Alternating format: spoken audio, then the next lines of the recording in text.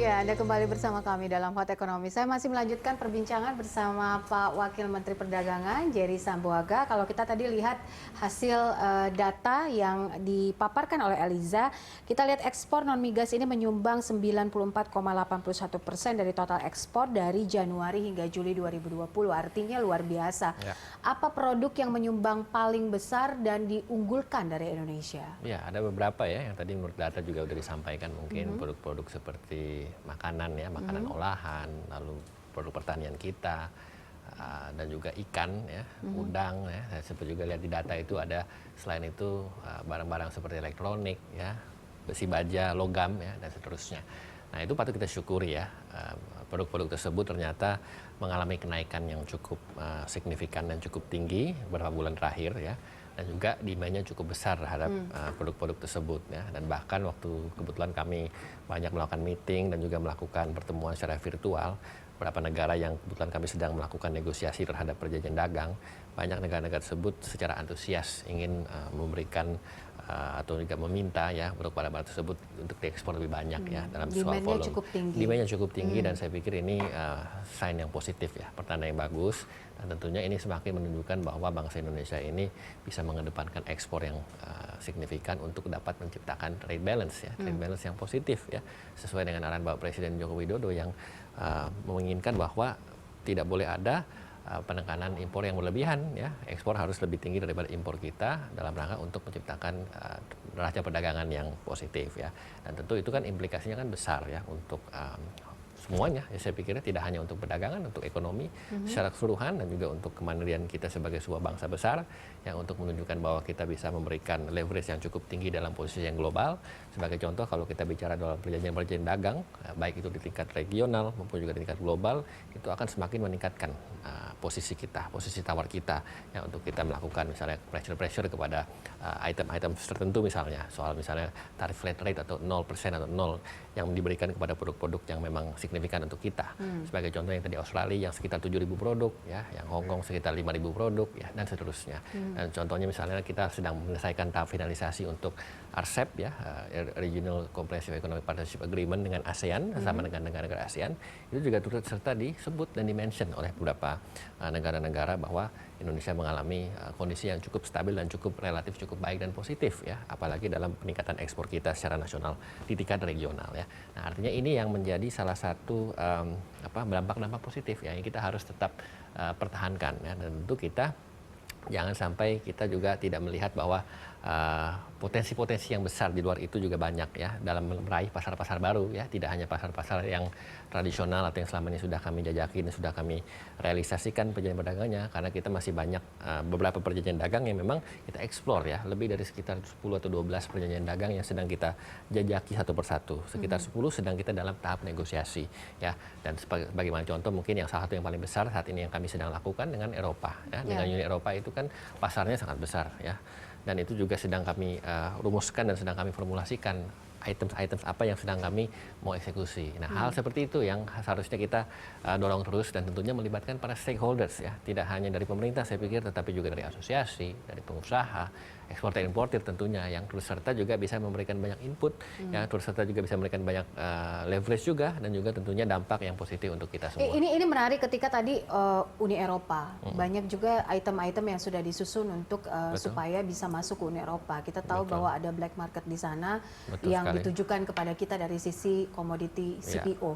Tapi apa yang bisa kita andalkan lagi untuk kita tawarkan ke Uni Eropa? Tentu kalau kita bicara soal tadi black campaign ya, itu sudah menjadi perhatian serius kami selama ini ya, bagaimana Indonesia sebagai sebuah negara besar dan negara berdaulat dan juga memiliki banyak petani sawit yang mengandalkan mata pencariannya untuk itu ya, banyak juga bersinggungan dengan pengusaha dan juga dengan stakeholder terkait, dan juga melakukan ekspor itu ke luar negeri khususnya di Eropa, tapi ternyata dihambat. Nah, ini kita harus jelas ya, duduk permasalahannya di mana ya, permasalahannya apa dan mengapa mereka mempermasalahkan ya. Kebetulan kami pada saat itu berkesempatan bersama dengan lintas KL lainnya, dengan kementerian lembaga lainnya melakukan protes dan kita mensu Uni Eropa mengapa kelapa sawit kita dan turunannya itu diblok oleh Uni Eropa secara diskriminatif. Dan itu kita sebagai negara yang berdaulat mengeksersis hak kita sebagai bagian dari forum global dan forum internasional, komunitas internasional untuk bisa mempermasalahkan itu.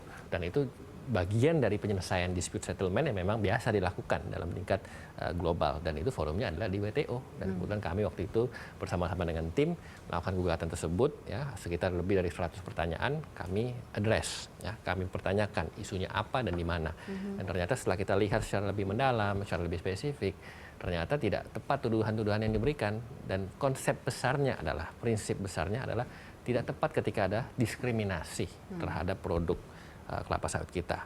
Ya, ini sebuah hal yang kontradiktif. Kenapa? Karena di mana selama ini negara-negara khususnya di Uni Eropa mungkin banyak mengadvokasi soal free trade, soal perdagangan, ya, soal keterbukaan, ya, soal bagaimana mengequalize ekspor impor. Tiba-tiba ini ada salah satu produk kita, bangsa Indonesia, yang diblok, yang mendapatkan treatment yang diskriminatif. Nah, dari situ kita tidak hanya bicara komersial, kita tidak hanya bicara soal lingkungan, kita tidak hanya bicara soal dampak ekonomis dan seterusnya, tapi kita bicara prinsip besarnya dalam sebuah perdagangan global yang seharusnya mengedepankan openness, apalagi sekarang ini di tengah masa pandemi COVID-19 yang seharusnya, ya, semua negara itu lebih open, interdependence semakin meningkat, dan tentunya saling komplement, ya, dalam rangka apa? Untuk bisa memudahkan pertukaran arus barang dan jasa dalam segi produk apapun termasuk kelapa sawit. Nah, itu yang kita address dan itu yang kita permasalahkan dan kita tuntut dan kita kemas dalam sebuah bentuk pertanyaan-pertanyaan yang sifatnya saintifik, ilmiah tentunya, dan tentunya ada dengan dampak-dampak ekologisnya, dampak ekonomisnya, lingkungannya, dan juga tentunya secara trade. Nah, ini yang sampai sekarang sedang kita upayakan dan sedang kita jalankan dan sudah kita jalankan sebetulnya semenjak bulan Januari lalu, awal tahun 2020 ini, dan sudah melalui proses-proses, dan kita sudah dalam tahap pemilihan panel body untuk mempermasalahkan ini dan juga untuk membahas ini di tingkat yang lebih tinggi, dan kita sedang menunggu jawaban dari mereka. Dan ternyata sampai saat ini saya belum menemukan rasionalisasinya di balik treatment yang diskriminatif itu kepada kelapa sawit kita. Oke. Kalau kita lihat data lagi, surplus neraca dagang non migas kita ada di 3 negara, Amerika, India, dan juga Filipina. Bicara soal free trade agreement, apakah ada pasar baru lain yang memang saat ini sedang diproyeksikan, Oh iya, Pak Wamen? tentu. Berdasarkan data yang kemudian saya bawa datanya, ya, soal pasar-pasar baru yang sedang kami jalankan dan sedang kami negosiasikan dan sedang kami proyeksikan ke depan, ya, dan tentunya ini terkait dengan perjanjian dagang. Kenapa itu terkait dengan perjanjian dagang? Karena masalahnya kita harus meletakkan identifikasi terhadap pasar-pasar dan juga demand yang tepat. Ya. Sebagaimana tadi saya sampaikan, ada ongoing negotiation, ya, dengan Eropa, dengan Mozambik, dengan Tunisia, dengan Turki, dengan Korea, dan seterusnya. Tapi kita juga memiliki potensi pasar yang potensial, selain tradisional. Selain yang tradisional dan selain yang kami sedang jajaki. Nah, itu kemudian kami punya catatannya di sini.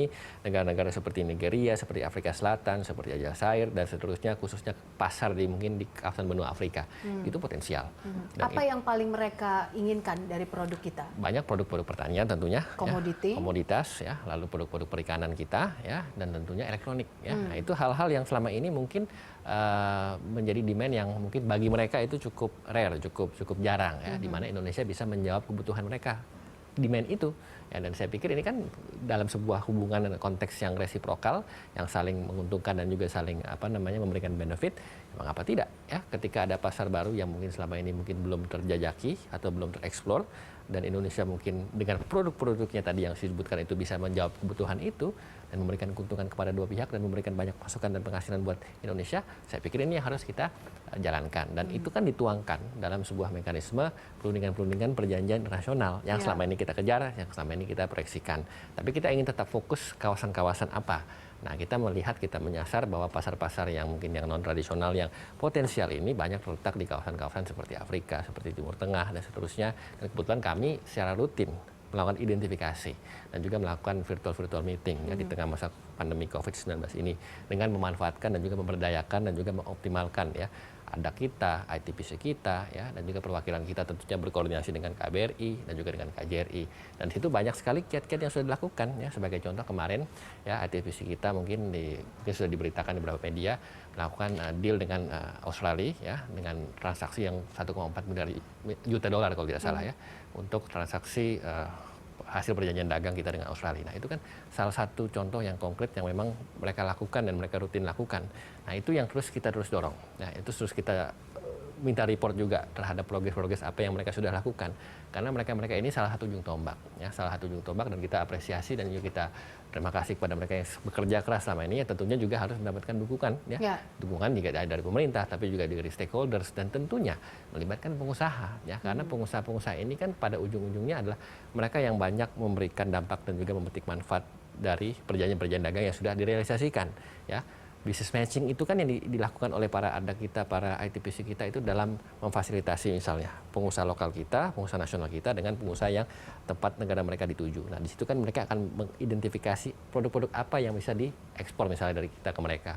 Dan tentunya kita bicara soal nilai, berapa sekian juta dolar yang mungkin mereka bisa deal di sana yang untuk bisa mendapatkan memberikan pemasukan untuk bangsa Indonesia. Nah, itu hal seperti itulah ya yang tidak bisa kita tidak bisa kita lupakan. Kita harus terus-menerus melihat bahwa esensi dari yang namanya perjanjian dagang, esensi dari bagaimana kinerja perwakilan kita melalui ADAC dan juga melalui ITPC, dan identifikasi yang dilakukan oleh mereka, dan tentunya dalam sebuah kondisi yang sekarang semua negara mengalami kesulitan, ya, 200 negara lebih mengalami kesulitan dengan adanya pandemi COVID-19, kita melihat peluang itu apa dengan produk-produk yang memang kita excel di bidangnya, yang memang kita menjawab kebutuhan dan demand, yang tentunya dengan memprioritaskan kebutuhan masyarakat Indonesia dulu. Seperti contoh misalnya kemarin, ya, waktu kita COVID sedang puncak-puncaknya bulan-bulan Maret, ya, sedang lumayan meningkat, kita lihat kebutuhan masyarakat Indonesia atas alat kesehatan misalnya sudah terpenuhi atau belum terpenuhi.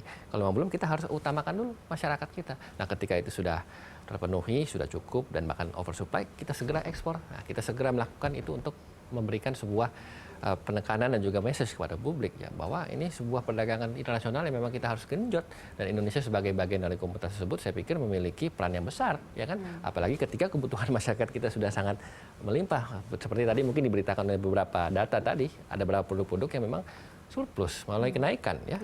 Ketika itu mengalami kenaikan dan tidak diberdayakan dan tidak dimanfaatkan, akan sangat sayang. Nah, oleh karena itu, untuk melakukan follow up tersebut, itulah yang harus dilakukan oleh pemerintah, ya, tentunya bersama dengan dukungan semua pihak termasuk dari Kementerian Perdagangan. Oke, baik. Ini menarik, nanti kita akan bicara soal bagaimana akhirnya Indonesia bisa memiliki daya saing ekspor global dan mempertahankan ekspor dengan surplus perdagangan ini. Pemirsa, tetaplah bersama kami.